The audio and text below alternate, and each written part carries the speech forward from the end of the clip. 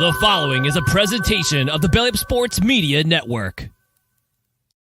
Here's what's cooking on today's Sports Though Fantasy Baseball Show. Week 1 overreactions to fantasy things.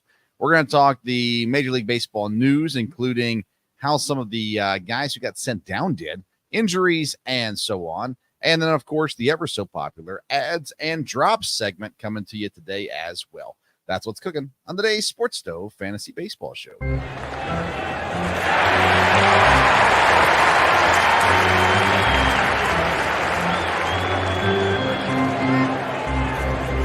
Play ball! Welcome in to another edition of the Sports Though Fantasy Baseball Show presented by Righteous Felon Jerky, SeatGeek, and BellyUpFantasySports.com. I'm your host, Vince Stover, and we have a ton of things for you today as we are finally into real baseball, and we have real, live, active fantasy baseball topics to talk about, and we're going to cover it all today. I am joined today, as I am almost every single Sunday, by the senior fantasy writer from BellyUpFantasySports.com, the one and only Kevin Wilson. Hey, Kev, how you doing? I'm doing great, and today is Easter, so happy Easter to everybody out there, and just remember, he is risen. Yes, he is, and we had a great Easter here in Kentucky. And, I considered doing this show last night instead of today, but honestly, I have a little bit more time tonight than I did last night. But that being said, happy Easter to everyone, of course, as well. All right. Well, Kevin, we have so much to talk about. We've had a couple days of real baseball and a lot of fun involved in that and plenty of topics to talk about. But we're going to start things off today with a segment we like to call the Fantasy Burner.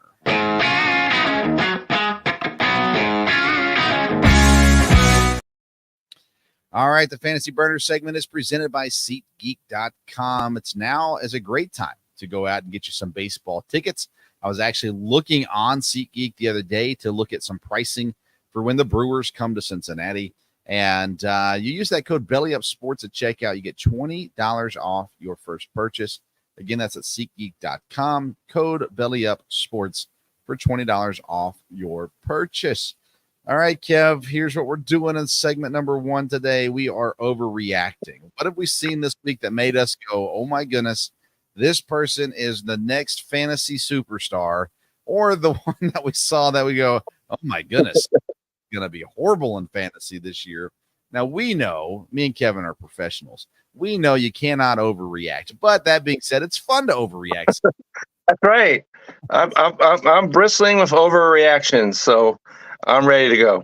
All right, let's get things rolling with some overreactions. I'll let you start off. Who's a guy you're overreacting to here after first, well, not full week, but first week of baseball?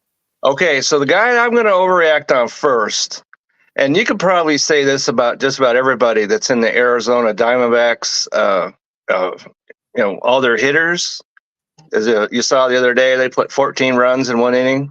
Yeah. But the guy that I'm going to specifically overreact to, and is a guy that, if you remember, when we did our third base tiers, I said that this guy was somebody that has late round value. Well, he's got value all over the place now. And I'm talking about Eugenio Suarez.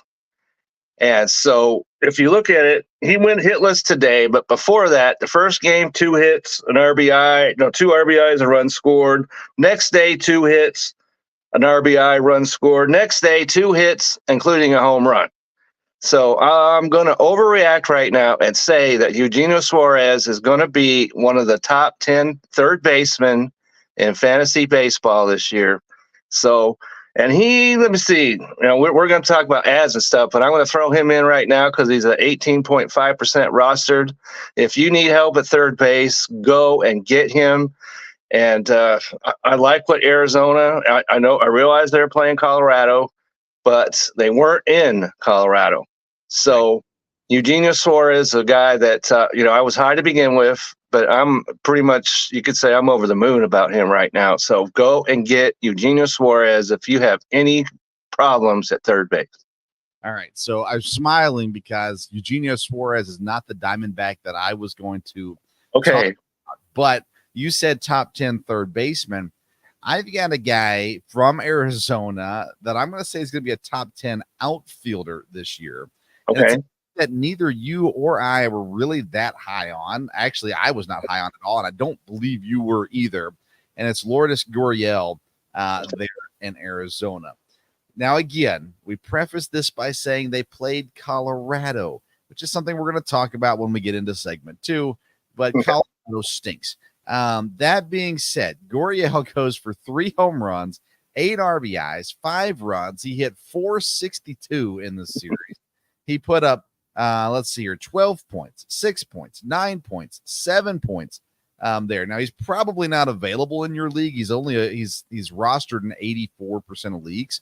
That being said, my overreaction is Gurriel becomes a top 10 fantasy outfielder this year in Arizona, putting together everything that he's got. He's also eligible for DH, by the way. But both of us in on Arizona here in week 1. They looked really impressive.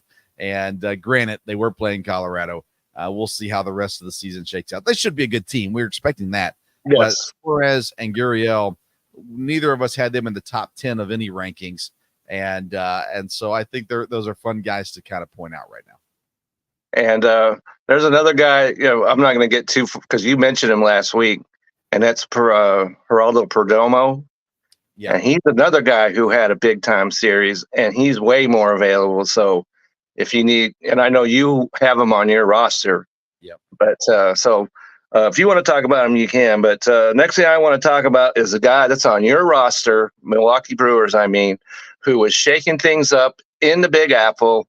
And, I don't know what you thought about. I saw the slide. I didn't think there was much to it, but he's shaking things up, hits home runs, and the Mets are throwing behind his head, and guys getting thrown out. And we were kind of wondering, because he was coming off an injury, what kind of season would he have? And I think that he is one of those guys that has a lot of value, because he might be available. He's available in our league, thanks to you. But I like what he's doing. First base is a position that can thin out pretty well. So if you need a first baseman, I like what he's doing, and we all know the power he has. So I'm going to say right here, he's going to hit 30 homers for your Milwaukee Brewers this year. So if you need some power, I would certainly look his direction. I'm curious to see how bad the Mets are. This first series, I am too. Milwaukee really well. Their pitching was good. They put up runs, all that kind of stuff. And I'm curious to see if the Mets are just bad or if the Brewers are actually good. And it was impressive. I mean, there's a lot of guys, and maybe I don't want to get too Brewer heavy on this show, but Cheers he played really amazing baseball this week. Yelich looked phenomenal. Adames, he did. And you're right. Hoskins played really well. I listened to an interview with the Milwaukee broadcast before game 1, and he basically just said, I really hate the Phillies. Or not the Phillies, the Mets. I really hate the Mets for my time with the Phillies. He didn't like them coming in, and he had that chip on his shoulder. I'm curious to see now, moving off of the Mets, does he maintain that play? Now, we know Rhys Hoskins is a good baseball player, but he was out all last year, so we didn't know what to expect. He hated the Mets. He had a chip on his shoulder for them. Will he have to have a chip on his shoulder to play that well moving forward? Yet to be seen. I don't mind overreacting positively to the Brewers, though. I like it very much. Now I'm going to go to a guy that old Kev here has not been fond of. He has talked poorly about multiple times. And when this free agent deal this year, you did not speak glowingly about this signing, and that is San Francisco Giants third baseman Matt Chapman. Chapman in the opening series against San Diego, he hit .357, 2 home runs, 5 RBIs, 4 runs, totaling 19 fantasy points. Now, granted, those 2 home runs and 5 RBIs, or 5 of his 6 RBIs, came in one game where he scored 18 points. My overreaction is Matt Chapman's back. He is a valuable third baseman in fantasy baseball and will again produce good value for you at third base. I will say he finishes above Eugenio Suarez in the rankings of third base this year. I like what San Francisco did this offseason, and I think Matt Chapman's going to be beneficial for them moving forward. Okay, so right there, first weekend of the season, we have something we can look forward to. Who's the better third baseman? Is it Suarez or is it Chapman? I like it. So there's a little competition happening right there. So that's even more reason to join the show as we go forward. And so, last week I talked about some opening day starters who pretty much fell flat on their face. And I'm talking about Severino. I'm talking about Gray. They both fell on their face. But one guy I did not talk about, and that's Frankie Montas of the Cincinnati Reds. Now, granted, he faced the Washington Nationals. So you got to take this, kind of a grain of salt. But he did pitch against them in Cincinnati. And he came out of this thing with 24 fantasy points. And I think that, he got rescued from Oakland. So that's a positive right there and then. And so I think that this guy can be a top 20 fantasy pitcher, starting pitcher. We'll know a little bit more because his next start is against Philadelphia, which that's certainly much more challenging. But I like what I saw. I think he's going to be a pitcher, and he's at 20% rostered. So he's out there. So check out what he's doing against Philadelphia. But I like him going forward. And if you're needing some starting pitching on your roster, and if maybe remember I said don't pick up Severino, but if you happen to do so, replace him right now with Frankie Montas. I thought of you during that whole game, Kevin, praising Severino and what he might be. And I thought, nope. No. All right. So you say Montas top 20 pitcher. I'm going to give you top 5 pitcher, Kevin. Okay. And I should have talked more glowingly about this guy in the offseason and our rankings and things like that. I mentioned him, but I did not spend enough time on him. And how dare I? The Los Angeles Dodgers newest ace, Bobby Miller. I've got him now as a top 5 fantasy pitcher for this year. That's my overreaction here. Had a phenomenal game against St. Louis, 6 innings, allowed 2 hits, 1 walk, 11 strikeouts, 32 fantasy points in that game. We know the Dodgers are going to be good. One of the things we talked about with the Dodgers is they need the pitchers to pitch well. Yamamoto did not, but Bobby Miller showed up, and I loved what I saw out of him. I'm big on Bobby Miller now. That's my overreaction for Bobby Miller. Okay, because Bobby Miller is one of those guys we want to keep our eyes on, because in the fantasy community during spring training, I saw there were a lot of guys high on him and just as many that didn't think he overpitched last year and wouldn't be able to sustain that. I am in the first camp like you. I think he's going to be a great pitcher. So he's a guy to keep an eye on. I certainly, not just being a Dodger guy, but I like everything that I saw out of him. So I'm in on him. Big. Let's talk about guys we're down on now because of what we saw through this first week. I'm going to put this off, if you don't mind. Go ahead. Yeah, go right ahead. The guy on my roster in a league, maybe 2 leagues actually, in his first game of the season, he pitched to a 14.54 ERA, 3.00 whip, only 3 strikeouts in 4.1 innings. And by the way, the fact that he stayed in for 4.1 innings shows you he's a real team player. He ends with -9 fantasy points. He's a guy I hyped up immensely in the offseason. Aaron Nola of Philadelphia, a massive disappointment. I've got him in a separate league than ours here. Yeah. And it was not good. Those Phillies-Braves game were a lot of fun to watch, by the way. But Nola, listen, I had him right behind Wheeler. No, he's not there. And my overreaction this week is I dropped Nola down to like tier number 4 in our pitching tiers. And he just, oh man, I'm not dropping him, but I'm terrified of what comes next. Now, he does pitch against the Nationals next, so maybe that cures everything. But but I'm down on Nola. Okay, so unfortunately for me, if you go back to the baseball super show the other night, I talked about how the Houston Astros are going to the World Series, and that couldn't get off to a possibly worse start. And because they got swept by the Yankees. And 3 of those losses can be pinned. We thought their strength of their team was going to be their bullpen, and it has utterly gone to smoke. And one of the guys that we knew was going to take a step back, and that's Ryan Presley, because he's no longer the closer there. But we didn't think that he'd go out and get blowed up like he did. And so I am completely out of the Ryan Presley. There's no freight train here. There's nothing but flat tires on this. And so if you've got him, and people are responding, because I'm looking at this, he's down to 27% rostered. He needs to be down below 15%. I am out absolutely completely on Ryan Presley. You know, our league has holds, but I see nothing here that I like whatsoever. So Ryan Presley, got to go.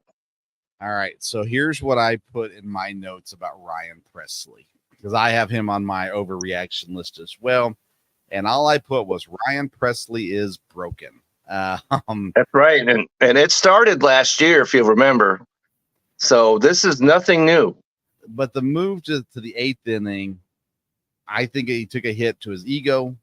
And then that's big in a pitcher's head. If the pitcher's mind isn't right, it affects how they pitch. Now, listen, he only allowed 1 earned run, but he allowed it in 2 different games. He pitched 1 inning, allowed 2 hits, 1 earned run, 1 walk, 1 strikeout in the first game. And then, let's see here. Yesterday, he goes 1 inning, 1 hit, 1 earned run, 2 strikeouts. He does have positive points there. That being said, though, I watched those performances and I thought, yeah, this guy's broken. And I'm not sure what it'll take for him to kind of get things going. Yeah. So a negative reaction. I don't know if you can call it really an overreaction, but I'm Ryan Presley, not impressed. Yeah, that's all that I had for overreactions. Do you have any other negative? Okay, so you know, there's another guy here who's also a relief pitcher, and the Philadelphia Phillies, and this is going to upset some guys in our league, and understand that before I even get started. And they're going to supposedly give Atlanta a hard time, but their pitching looks atrocious. And you mentioned Aaron Nola already, but the guy I'm going to talk about is Jose Alvarado, relief pitcher, at 61% rostered. And you mentioned, you know, Presley giving up just some earned run or so.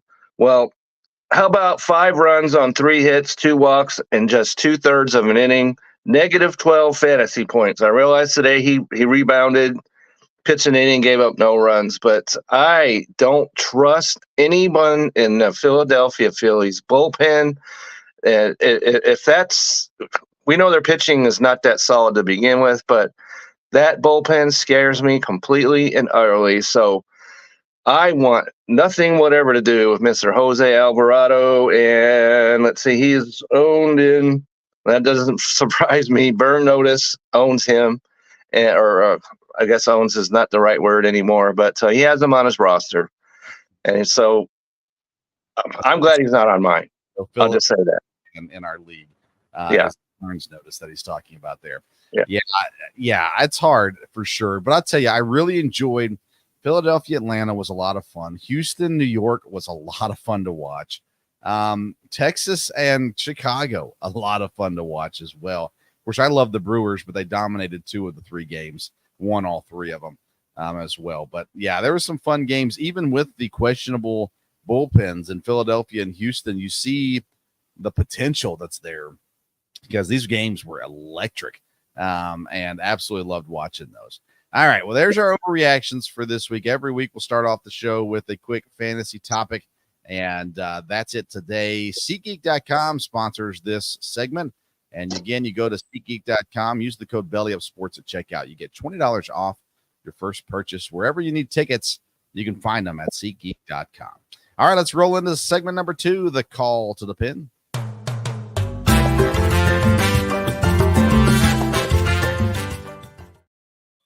Our call to the pin is presented by Righteous Felon Jerky. It is time to join the flavor revolution, and you can do it at righteousfelon.com, and you can do it at a discount. Use the code STOVE15. You're going to get 15% off your purchase at righteousfelon.com. Every purchase you make, you can use that code and save 15%. So go check it out. Find your new favorite flavor today at righteousfelon.com.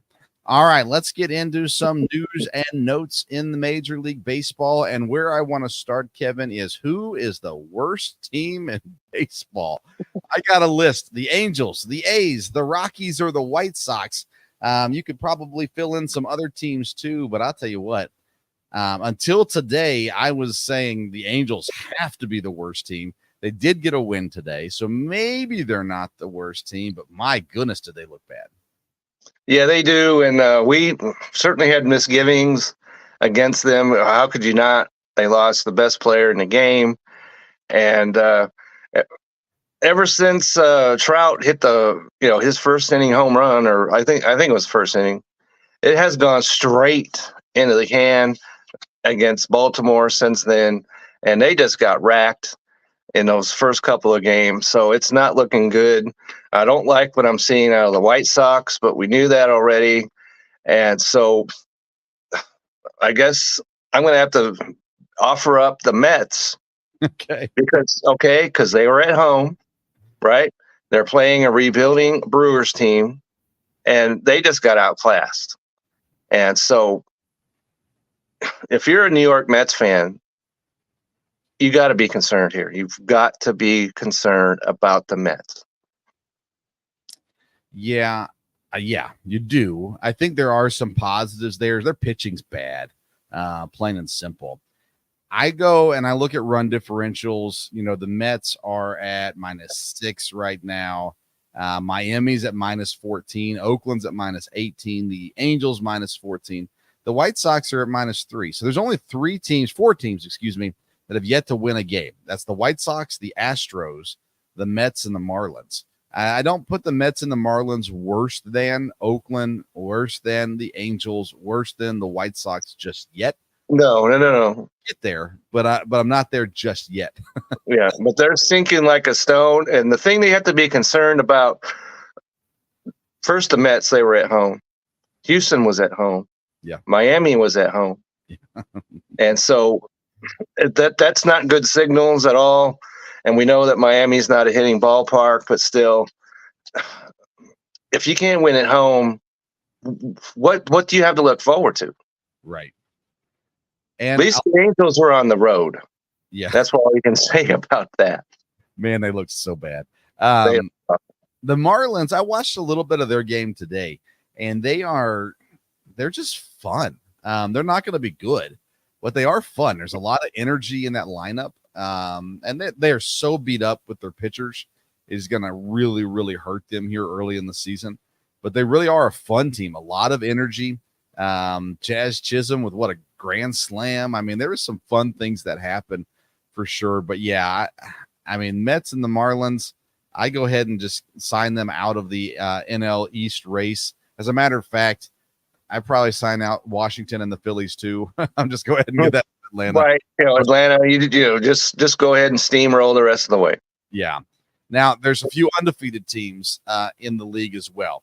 Milwaukee, Pittsburgh is undefeated. Detroit's undefeated. The Yankees are undefeated. Can we buy anything into these teams and their start here in one series? Well, we, at least I had talked some positively about the Detroit Tigers coming into this season. And we're seeing that they've got a young lineup. So the question with them is, can they weather? Because it's coming. It's going to be some dips and do's and things like that that's coming their way. Can they weather that? But I think they've got some solid players. I like what they're doing. They are a threat to win that division. I thought that before the season began. and I still certainly think that. So I like what I'm seeing. The Yankees, you got to like their Juan Soto, first of all. Could that guy had any better debut, right? Throwing out the runner at the plate and driving in a winning run a couple of those games of that series. So Juan Soto we knew this. He was big. He's going to be a great player for them. And so can they stay healthy? We weren't too big on Cortez, but they are 4-0.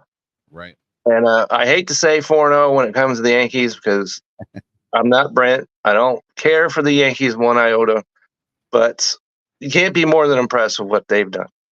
Yeah, you look at Detroit and Pittsburgh, they both had really weak opponents to start off, but you got to win those games, and they did. They did a great job at winning those games. Pittsburgh had a 4-game series and won all 4 games, so they did their job. Detroit had Chicago White Sox. They did their job there again on the road. The Yankees on the road as well. Pittsburgh on the road. Milwaukee on the road. The undefeated teams won on the road and went in and took care of business there. And so a shout out to all of them. I picked up a Pittsburgh player in a league today. I went out and got Connor Joe to replace Stanton, and happy with that decision. Okay, that's good. Solid. So we'll pay attention to the standings more as the season goes on. Again, we're 1 series in for pretty much everybody. There's some disappointments and some shocks, but at the same time, nothing too major. 2 fights, if you can call them that. Toronto had a quick shove. Milwaukee and New York had a benches clearing crybaby emoji. Outside of that, nothing too fun. Again, you mentioned it earlier. Rhys Hoskins slides into second base. I think Hoskins knew what he was doing. I also don't think it was dirty at the same time. And if you just watch Hoskins' reaction to it, he didn't look at McNeil. He just kind of got up and started headed to the dugout, but he was smiling as he was doing so. And then he would react after he got to the dugout. I think he knew what he was doing. At the same time, it was within the rules. And so can it be clean and dirty at the same time? I guess think so. Maybe so. I don't know. And then I didn't see much of the Toronto Tampa. I just saw the guy jump up and then the shove to his face and, a little bit of excitement, at least to get the season rolling. That's right. That way, right? To see some excitement. Absolutely. So, we had it all. We have had home runs. We've had, some shoving, some things like that going on. Some, the Rangers won in their first game in a walk-off fashion. So we've seen it all so far. A lot of fun. A couple guys hitting, more than a home run. And so it's baseball. What more could you ask for other than why are you starting your season during the March Madness? I don't understand, but but that's a different story for a different day. But you got to like what you're seeing out of baseball thus far. I do. As a matter of fact, you say, what else can you ask for? How about a new segment within the segment? Okay. Kevin, you ready for this one? A brand new segment for our show. Okay. Here it comes.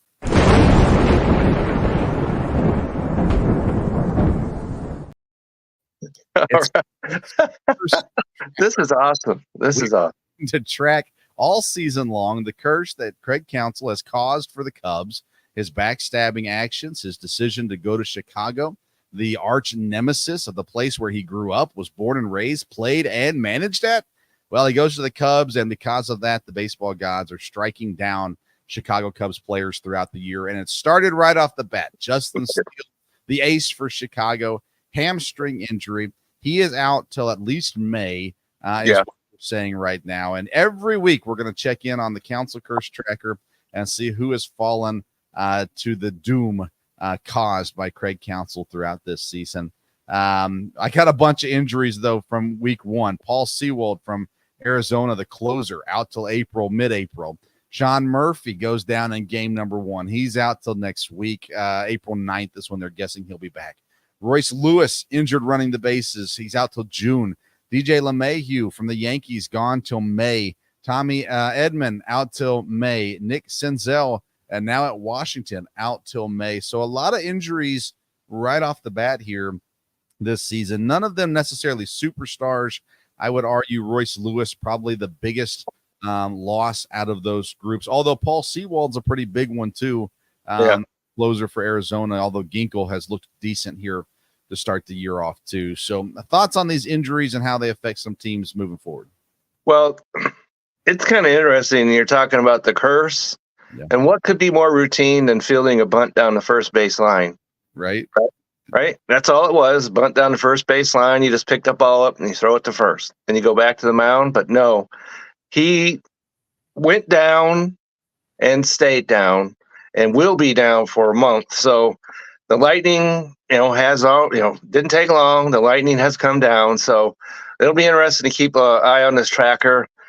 But you got to say, Craig Counsell, nothing.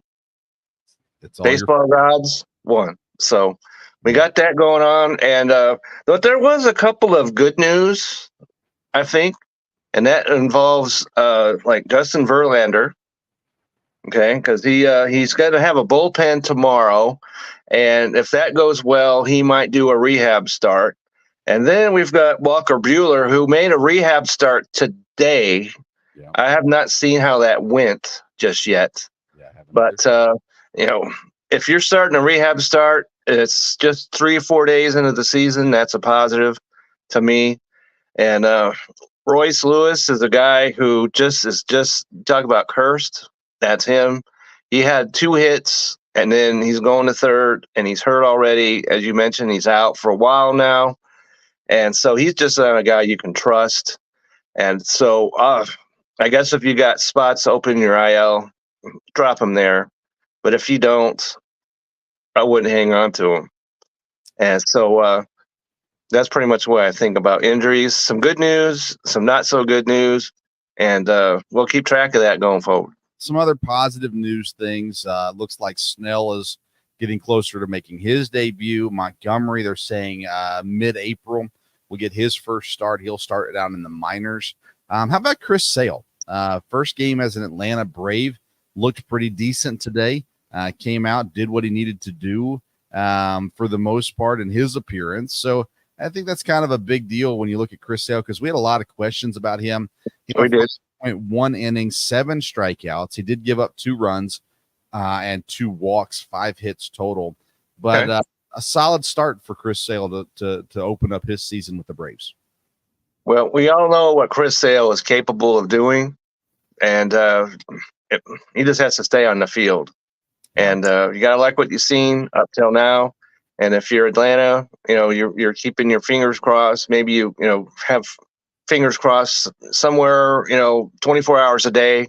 You pay somebody to do that. Keep your fingers crossed all the time, so they keep him healthy. But if he is healthy, Atlanta's team looks, well, we knew it was strong anyway, but to have him anchoring the back of that rotation or the middle,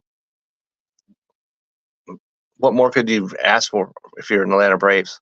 Yeah, I agree. A couple guys who did not make the opening day roster. Paul Skeens in Pittsburgh, we knew that he wasn't going to make the opening day roster, but he's looking like a summer call-up. He had his first appearance in the minors or the league there, Cactus League, and it looked really good. The number 1 overall pick, he is going to be in the majors at some point this year, barring injury. So we expect to see him probably this summer. And then Jackson Holiday, we talked about it last week a little bit. In my opinion, it's kind of been the talk of the town. Why is he not on Baltimore? Well, and it's really, really, really mysterious now. Yeah, well, I mean, they other than today, they put up a whole lot of runs. But Jackson Holiday had himself a day in his debut as well. That's right. And I still think he's up before the end of April. I think he's up on this roster in Baltimore playing. But both of those guys had great appearances. Now you look at guys that we talked about last week too. Wyatt Langford, he looked good. He had a big triple in today's game. Jackson Chirios looks really, really good. I watched Jackson Chirios. I think it was 3 infield base hits this weekend, and just outrunning the throw to first base. I can tell you as a Brewers fan, I'm elated to have him on the team and long-term locked up. Excited to see where that goes, of course, as well. Because Thursday I got home from work, and the game that was on was Milwaukee and then the Mets. I saw his first at bat. He walked and then stole second. Yeah. And so, he's affecting the game without even touching the ball. But of course, then later he had a hit, and he's shown what he can do with his bat. So you got to like what you're seeing out of him.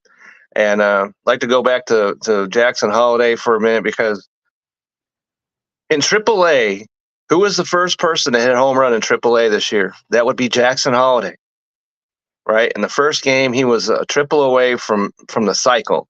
And then he's had like hits every day since. Yeah. So there's nothing left for him to prove whatsoever. And so I guess Baltimore, you got to do something with you. You can't keep him down there forever. You got to bring him up no matter what else you've got going on, to me. So let me pull up Baltimore real quick. Let's see here. Adley Rutschman's been great. Gunnar Henderson's been great. Santander's been really good. That's right. He's on my team, so yay. Yeah, Montcastle's been good. Mullins has been fine. The guys that are taking the place of the roster spot, at least for Jackson Holiday. Let's see here. Mateo, he gives us 5 fantasy points. He has, I'm getting it pulled up here. He is 2 for 5, 2 runs, 1 stolen base. That's all that he's given us so far. And then the other one is Ramon Urias. He is 0 for 7, 2 runs there as well. So if Jackson Holiday can't do better than that, I'm not sure. I just don't get it. I don't get it. And we'll talk about it until it gets called up. Jackson Holiday needs to be on there. Plus, I could really use a second base shortstop eligible player in my life, and he's sitting on my bench right now. So need that to happen soon. All right, that's our call to the pin presented by Righteous Felon. Go to righteousfelon.com, use the code STOVE15 at checkout, and find your new favorite flavor of jerky at righteousfelon.com. All right, final segment of the day is our fantasy focus.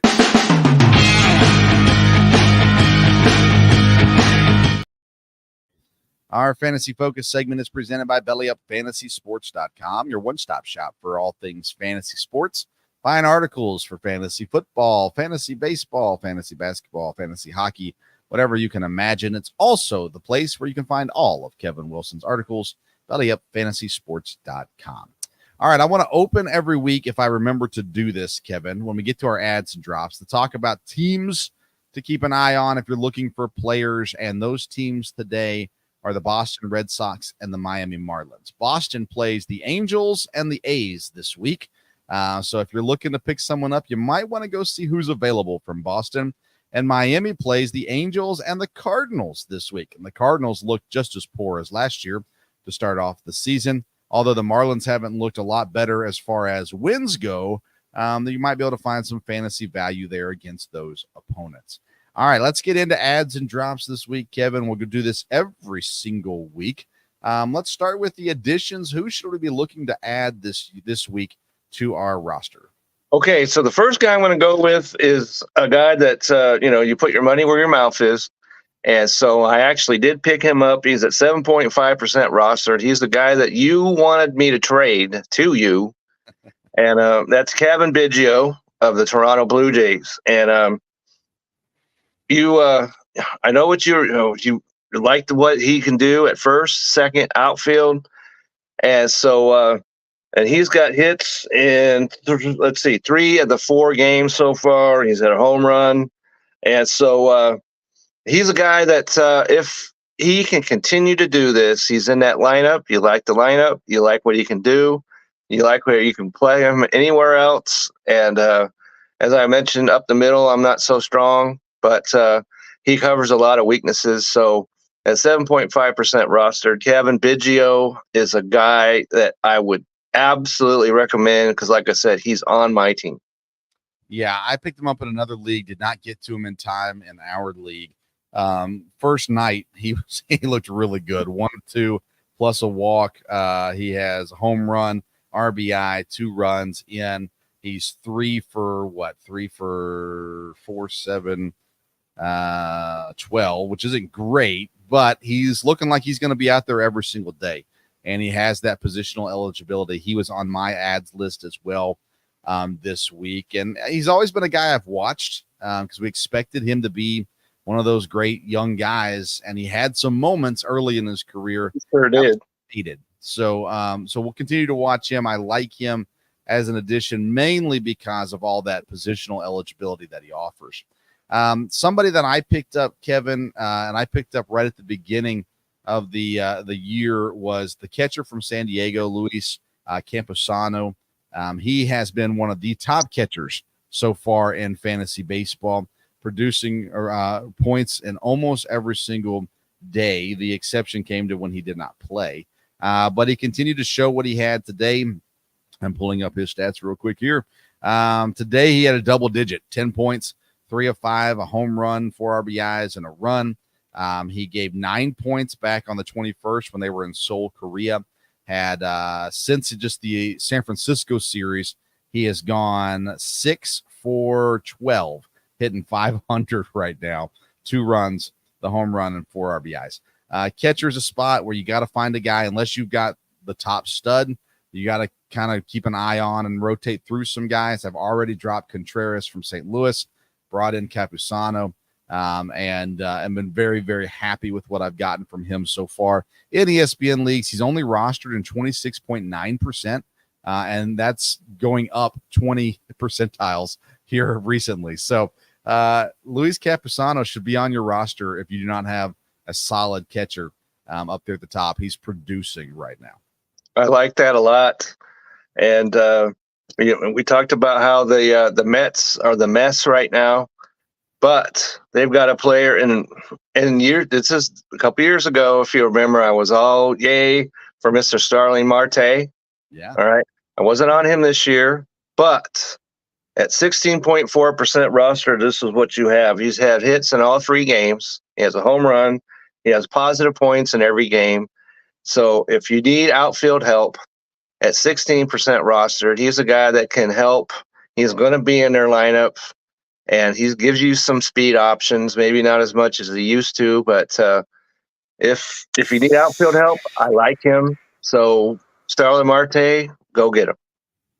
Yeah. I don't have this guy on my list, but I just picked him up today, so I should probably mention him. Michael Conforto from San Francisco, having a really solid start. He's only owned in 7.4% of leagues. He's had 2 games of double-digit fantasy points already in this series, 2 home runs, 5 RBIs. Let's see here, 6 runs as well.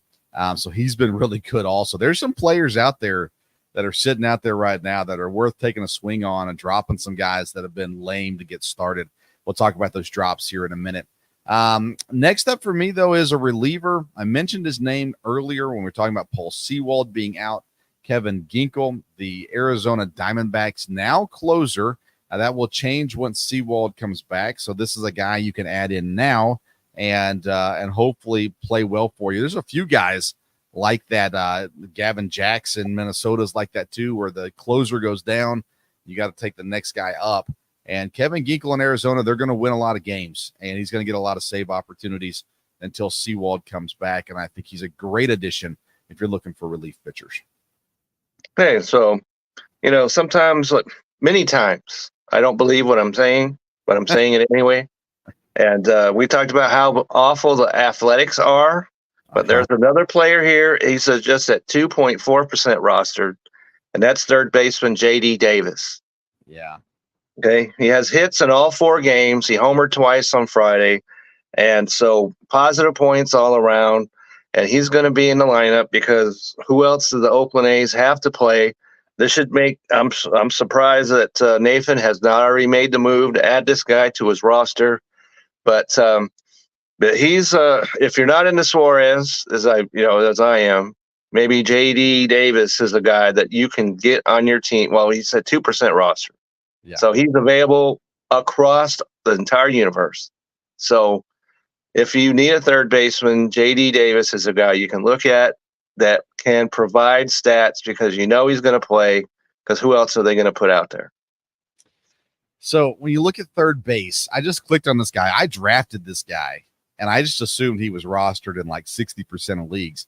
And I just realized he's not. So you look at third baseman, there are people available right now, not available in any league that I'm in, but Kansas City Royals third baseman, Miguel Garcia. He's batting leadoff. He's only owned in 11.2% of leagues. He's got, let's see here, he's 2 for 12. So again, that looks horrible, but he has 2 home runs in 3 games, and he's batting leadoff, so he's getting a lot of at bats. If you're in a league that you don't get slaughtered by batting average, this is a kid. He's young. He's going to get some stolen bases here throughout the season as well. The Royals, I think, are an improved team over last year.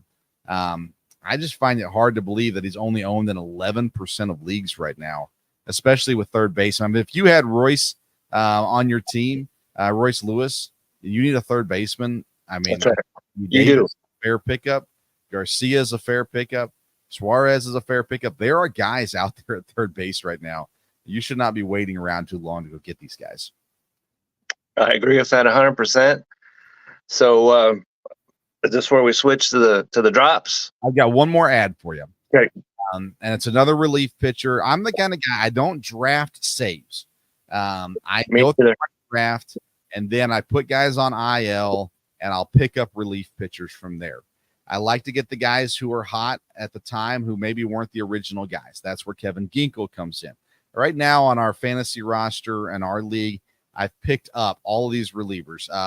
Robert Suarez from the San Diego Padres getting closes. AJ Minter for the Braves, he's getting holds. Jason Adam from Tampa is getting holds. Griffin Jacks, from Minnesota, he's going to get the saves for now. And I just picked up David Robinson from Texas. He scored 7 points in 2 games each, 14 total as well. He's getting holds. But the guy, I can't go a week without talking about someone from the Brewers, Abner Uribe. He is going to get a great name that is at the saves. This guy can fling the rock. He is potentially the next Josh Hader coming out of Milwaukee. Young, throws just straight fire, and he's gotten 2 of the 3 save opportunities. After getting 2 straight, they went with someone else today. But Abner Uribe is a guy who looks like he's going to get the majority of the save opportunities in Milwaukee. And if you look at that division, you'll understand they're going to have some save opportunities, and a great pickup, I think, as well, if you need someone for saves. All right, Kev, now we can look at who we need to flush down the toilet. Okay, so the flusher is ready. And so the first guy I'm going to go to is actually, he's day-to-day right now, but somebody I don't trust in the first place, and that's Max Kepler of the Minnesota Twins, who, unfortunately for him, fouled a ball off his leg his first game. He has not played since, but it wasn't all, great in that first game anyway. He struck out twice, and we talked about some outfielders that you can add that I would like way more than this guy. So, and he's owned, I just called him the Indians in our league.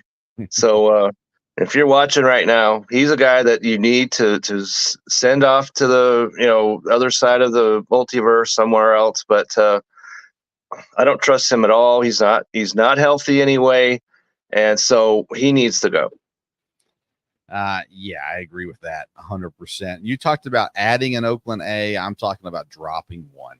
A guy on second baseman, Zach Geloff, has been horrendous to start off the season. Granted, he's an A, and I don't know that I will probably roster an A anymore this season, although J.D. Davis does look good right now. But Zach Geloff was a guy that I really thought was going to show up, and he has not, at least in series number 1. I'm okay with cutting bait with him for now, maybe throwing a flag on him to see if something changes throughout the year. I hate what I see from him here in series number 1. So I think it's time to cut bait with Zach Geloff. Okay, I agree with that 100%. And so another guy that who's outfield, but he's outfield DH, and Elizabeth didn't draft him. Chase did, but I'm going with, and he dropped him, so he's with me on this one. That's Chris Bryant. Oh yeah. All right. Okay. And I know it was on the road and all that, but in his last 2 games, he's 0 for 8 with 5 strikeouts. 5. If you have no value whatever, if you can't even put bat on the ball. And so all this hitting that was going on in Arizona, Chris Bryant had nothing whatever to do with any of it.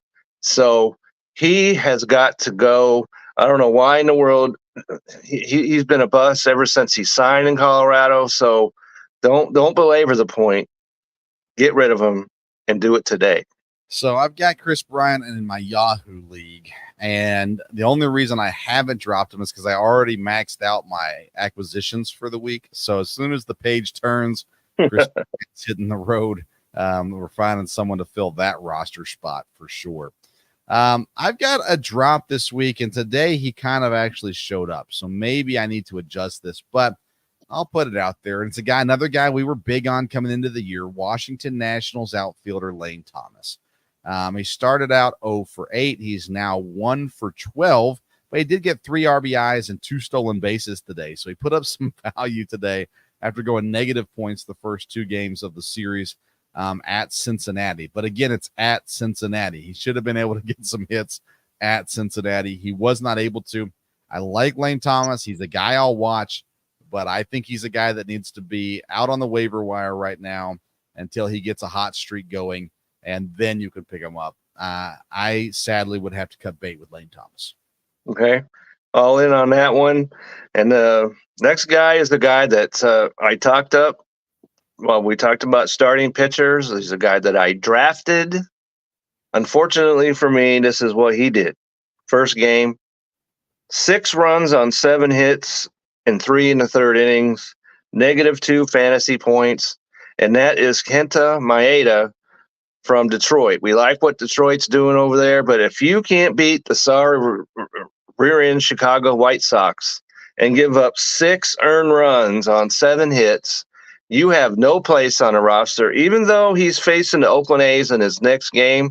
But that's got to be the springboard that brings him back into my favor. He's not going to be in my favor until he does well against them in that game. But he's at 48.3% rostered, and so I'm not feeling it whatsoever. And there's got to be better starting pitchers out there than him. Go and find yourself one. Okay. I'm going to go a guy who's listed as a reliever pitcher, but Okay. actually got his first ever major league start this week. He only found the strike zone 33 out of 68 pitches. He went for 2 innings, giving up 4 earned runs, 6 walks, and only 1 strikeout. AJ Puck of the Miami Marlins. I don't know why they had him starting. I mean, I know they're beat up injury-wise, but if you have AJ Puck on your team, which you probably don't, but he's owned still in 39% of leagues, and that's down from 7.5%. So that was over almost 50% he was owned. AJ Puck should not be on your team right now and rostered in any league that you're in. That's danger zone material there. I'm totally with you on that one. And so another pitcher who happened to pitch on his opening day, unfortunately for him, it was against the Dodgers. He gave up 5 runs on 7 hits and 2 walks in 4 in the 3rd innings, -1 fantasy points. And he's starting this week. Unlike the last guy I just mentioned, he's pitching at San Diego, and that's Miles Mikolas. You want nothing whatever to do with Miles Mikolas or maybe even any of the Cardinal starters. They're hurt anyway. What they do have are not good. And I would stay way away this week, maybe forever, from Miles Mikolas. You don't want to start him in San Diego. Against the Dodgers in San Diego is about as tough as you can possibly start your season. So you don't want him. So don't have him. So I agree. I don't have any other drops. Do you have any other drops? I do not. Okay. I do not. So right now, as we're live, St. Louis is leading LA 4-0 going into the 7th. Steven Mott's pitching 5.1 innings, 3 strikeouts, 2 walks, allowing 0 earned runs so far. LA started Gavin Stone, who was mentioned on this show last week, I believe. 5 innings pitched, 3 earned runs, 6 strikeouts. and they've already gone to the bullpen. Well, already they're in the 7th inning, but they are in the bullpen now as well. Betts has not. He's been phenomenal to start this year. Not been able to do anything yet in this game. That being said, Goldschmidt gets an RBI. Donovan gets a couple RBIs as well in this game. So some intriguing starts here to the season. We're seeing up and down performances in this first series of the season. We'll know a lot more, really, even by next week. We'll know a lot more. 2 more series will be played.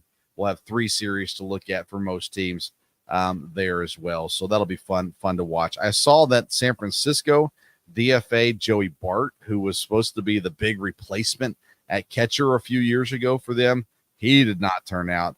He is now gone. And then I thought I saw something else. Nothing of importance, I guess, on there. So plenty of Major League Baseball stuff going on, and we're going to cover it every single week. That's right. And we're going to look at the Counsell curse every week. We're going to look at ads and drops every week and all the latest news and everything like that. Kevin, tell us about the article that you've got dropping here, I'm sure soon, on bellyupfantasysports.com. Well, you can be pretty sure because on my last article, I wrote about some ads, the ones that we talked about last week. And but if you're going to add, you're going to drop. Maybe some of the ones that we just discussed will be on that list. Maybe there'll be others. But you're going to want to check into that. That'll be on the Belly Up Fantasy webpage. And I've got all kinds of articles on there already. So if you're into fantasy baseball, which, of course, if you're watching, you are. So get over to the Belly Up Fantasy website. Check out the articles that are over there. You will find yourself something that will help you figure out what exactly you're doing in your fantasy baseball life. Definitely. And I have to apologize. I lied. The Dodgers and the Cardinals are in the bottom of the 6th, and the Dodgers just scored. Teoscar Hernandez, who, by the way, maybe worth picking up. he's had a good start to his season. That's right. And he was a guy who I was not crowing from here to shining sea about. But hey, he's on the Dodgers. He can hit home runs every game. I'd be fine with it. He's looking good. All right. So follow Kevin on Twitter at Kevin62 WILSEA.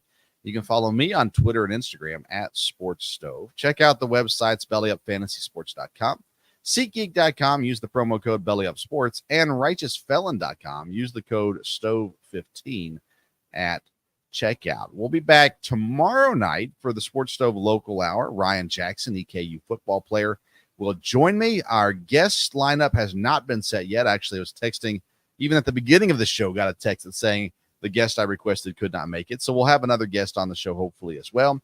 Wednesday night, my dad and I will be back talking NASCAR, Major League Baseball, NCAA tournament, all kinds of stuff going on in the sports world. And next Sunday, we'll be right back here at 8 o'clock to talk. Actually, Kevin, I'll talk to you about this off air. It may be either way. It's going to air Sunday at 8 o'clock. So you can tune into YouTube Sunday at 8 That's right. Sports Stove Fantasy Baseball Show. We'll have the ads and drops and all that kind of stuff for you there as well. Thank you so much for tuning in to today's edition of Sports Stove Fantasy Baseball Show. Thanks to Kevin as always. Until next time, we'll see you around the Sports Stove. Have a great